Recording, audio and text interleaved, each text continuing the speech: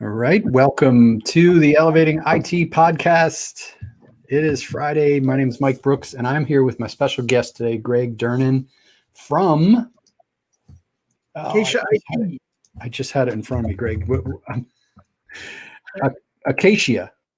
Yep, it's AcaciaIT. Yep. AcaciaIT, and you're in Tucson, Arizona. So we're gonna talk about the election today. You didn't know.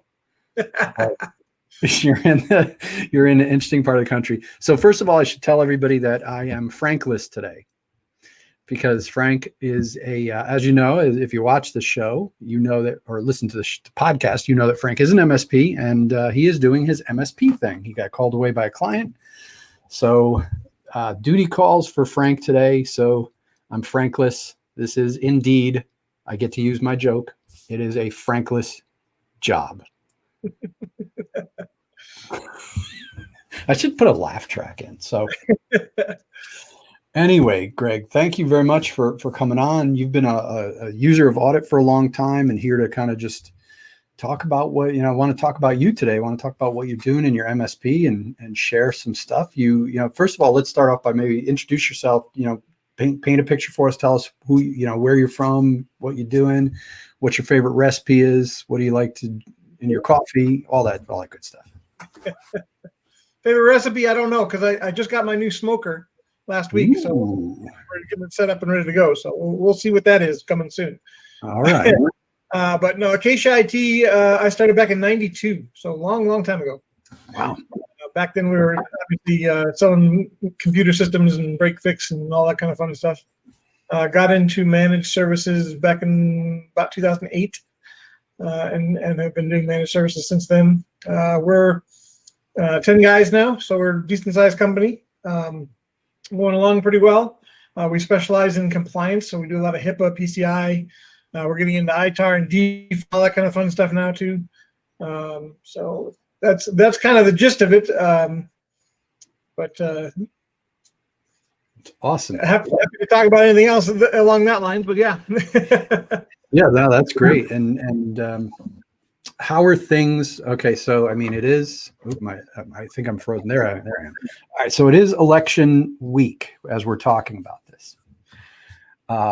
Arizona's a funky place. It's fun to, I'm like a political junkie. I'm not gonna, and I don't want to talk about who we're voting for or any of that kind of stuff. It's just the fun of watching an election, because to me, whether you're winning or losing, it's a fun time. I think it's an amazing time for the country when we go and do an election. I love them, whether it's local elections or national elections. And I love watching the drama of it fill out. I don't get too wound up in the politics of it, whether my candidate's winning or losing. But I do enjoy the intricacies of it, especially as I'm kind of a data geek. So I love watching how things unfold. And Arizona has been fun and interesting to watch. I think that Arizona has changed a bit over the last few years, because we're getting a lot of influx people from California. So I think as they start coming here, we start shifting our positions on we used to be a red state all the time. It was pretty reliable. Now looks like we're a bit more purple. It's pretty. They're still counting ballots, but yeah, I think in the long run, it's going to be more and more along the lines of a California look, and probably more blue. Wow. Ooh, we froze up a little bit there. Let's see if Greg comes back. There. I see you now.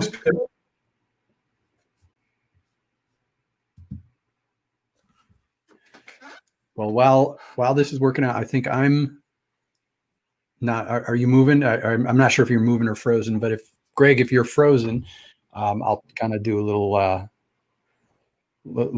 as you're watching this. If you're watching this, comment on, put a comment in, whether you're watching it on YouTube or on Facebook. Ask Greg anything about the election, because now we have, we're going to consider you the election authority in Arizona. Are we back on there? I think we lost it. It's I don't know whether it's on my end or your end, or it could be StreamYard. It's like now with everybody online, and working from home and using these things, I think sometimes you never know where it is. So it could be the internet. Well, My team look into that. So tell me what's happening now for you as far as get prospecting. I always love to talk to you guys, talk to MSPs now to find out how prospecting is going and how things are working for you with what's going on, not being able to get necessarily into businesses being, because some in financial trouble and all sorts of things that are going on in the country. How are things going for you there? So Arizona is interesting because it's very spread out. We don't have a lot of big tall buildings. I got a friend that runs an MSP back in New York who said that they were opening up elevators for 10 people at a time, and it would take all day just to get into your office. Yeah. Here we're pretty spread out. We have, I think our tallest buildings are 15 stories, and most of them are 2 and 3. So a lot of people have been continuing to work from office, or they're doing the work from home. So when it initially all hit, obviously we went into the work from home business. Basically, we're moving all of our clients out to work from home stuff, getting them all set up, and now we're rotating through getting them off of their personal systems and getting them onto business systems so that we can protect and take care of all that stuff too. Because since the initial emergency is over, so and prospecting, we're a big Robin Robbins company. We've been Robin Robbins for several years now. So we're still doing some campaigns. We're still getting some response there. I'm actually part of her new VoIP one. So we're doing a new VoIP campaign coming up, which is really big with the work from home as well, because the work from home people, if they don't have a VoIP system, it's really tough to do anything on the phone, using people's cell phones and things like that. So. Are you doing anything specific for foot in the door right now that's working for you, or are you just kind of? The VoIP has been working, and that's one of the things we're really pushing for getting in the door. We are actually doing a lot more of what is called commits now, or the co-managed IT. Mm-hmm. We've actually done a couple of deals with that where they needed to move. We're taking care of the town of Oro Valley, for instance. They're all their work from home people, because they didn't have the staff to do work from home. So we took the work from home side for them, and we're doing that. So that was the 300-400 clients that we're taking care of for them. So. Interesting, and as an audit user, so you're an audit user, I'd love to actually, and I didn't, now that you mentioned commits, I'd love to know, are you using audit for commits, and how are you using it? Because that's something I've been getting a lot of those questions myself now. And I want to educate myself on making sure I'm giving MSPs the right answer, because it's a different process. Definitely a different process, because you don't want to step on the IT guy's toes. So what we generally do is we'll do those assessments with that IT guy.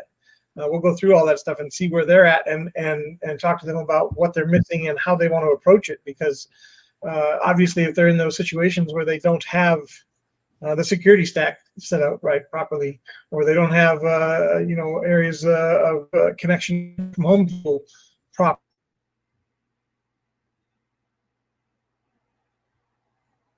Is what's wrong with your system. So that seems to work pretty well. And as long as you're in well with the IT guy, that's a good thing.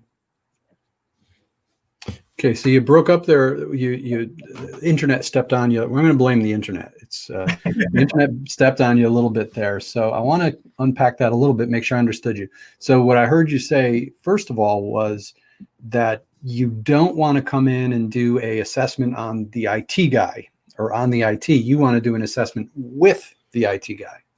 Exactly what we do. Yep. Gotcha. Now, do you include them in on any of the kind of inside baseball? Like I always tell when users are starting off using audit, I'm telling them, you don't want to be doing the audit in front of them. You want to kind of gather that information. You've got your fact finder or whatever you're using. Then you go back to your computer and you're doing that on your own. Are you including them in that process?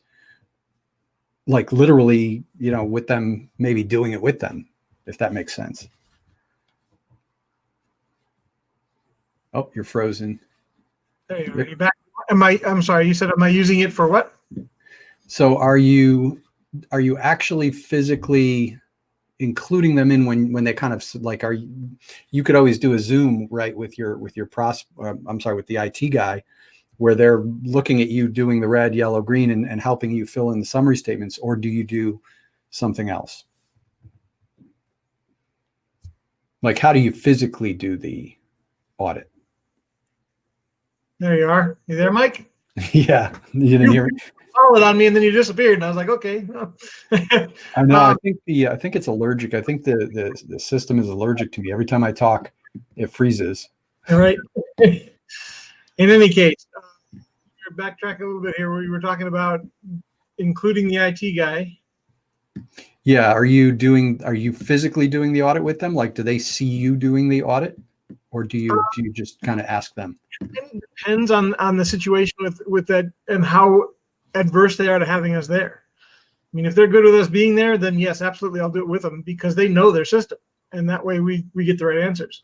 If they're a little bit more allergic to us, as the case may be, then we will kind of try and hedge around and help him to understand what we're trying to do, but do most of the stuff on the outside. Yeah, co-managed is an interesting thing. I always wondered, because if I'm the IT guy in a company and all of a sudden there's an MSP coming in, that unless I was the one who invited them in, I mean, if my CEO is telling me, hey, I want you to go hire an IT guy, I might be like, why? Like, how do you gauge how do you take their temperature? So what we've had more recently is they're actually coming to us, which is nice because they see some of our marketing and so forth go out.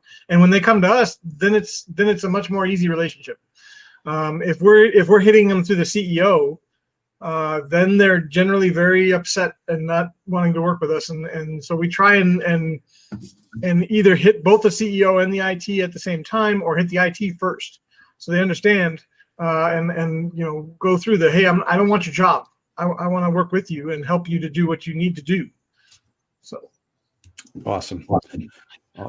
So are you seeing with your prospecting and things, are you seeing a slowdown, or is it kind of business as usual? Like is it taking more effort to get those appointments? Yeah, we slowed down over the summer, and now we picked back up again big time. So we're pushing hard again. Yeah. Do you think that that's going to change with now? Because now we're kind of coming into this, this COVID spike again, setting records every day. Do you think that's starting to or going to slow people down? Like, what do you think is going to happen? Depends on what they shut down, because when they shut down a lot, so we do a lot of medical.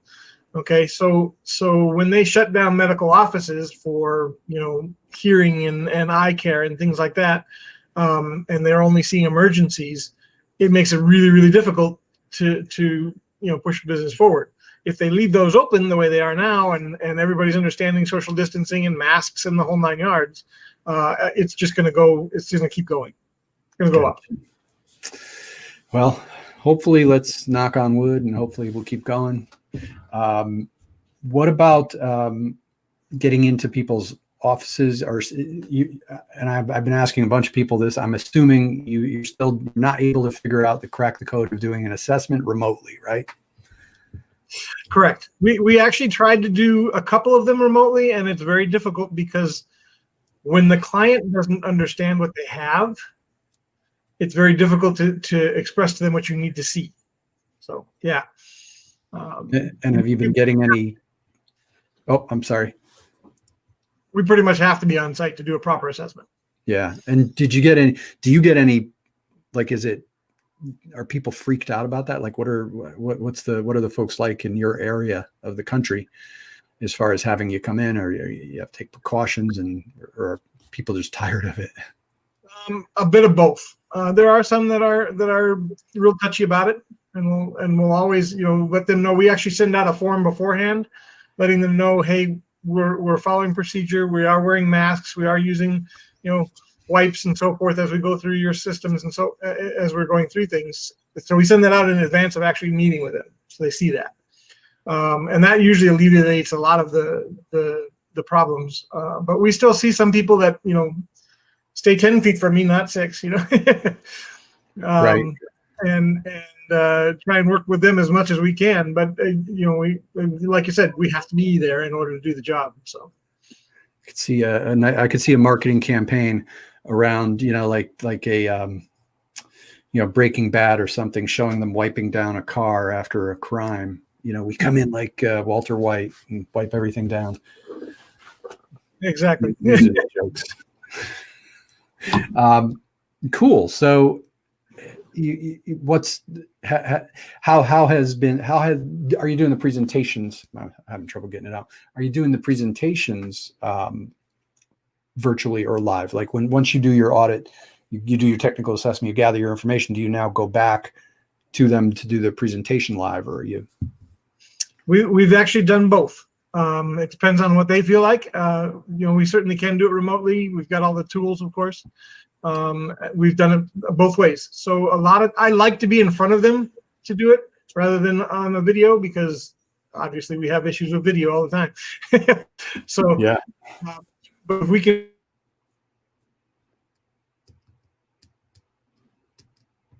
Oops, we're frozen again. There you are. We got froze again. I heard you say we're having issues with videos, and then you went and froze. It was like perfect timing. Oh, and you're frozen again.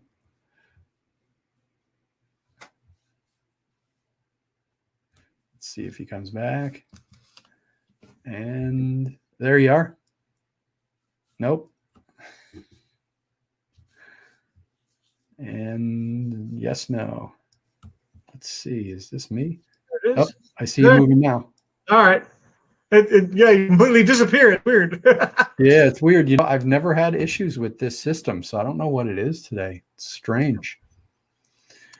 In any case, if we can be in front of them, we want to be in front of them, because you understand body language much better in front of somebody than doing it on video, and it's always a better way to do it. So. Right. Well, cool. Well, I think that's a perfect spot to probably wrap up, just because we're having technical issues today. We'll probably have to bring you back on again. This is Frank's fault, really. I blame Frank for this, because he's not, the 1 week that he's not here, this whole thing falls apart technologically, right? Well, so look forward to doing it again. We'll do it another. Awesome. Well, thanks for tuning in, and for everybody who's watching it, sorry about the technical glitches. Hopefully everybody has a great day, and hopefully by the next time we talk, we have a new president or old president, or whatever happens. And hopefully to everybody, hopefully your guy wins, whoever he may be.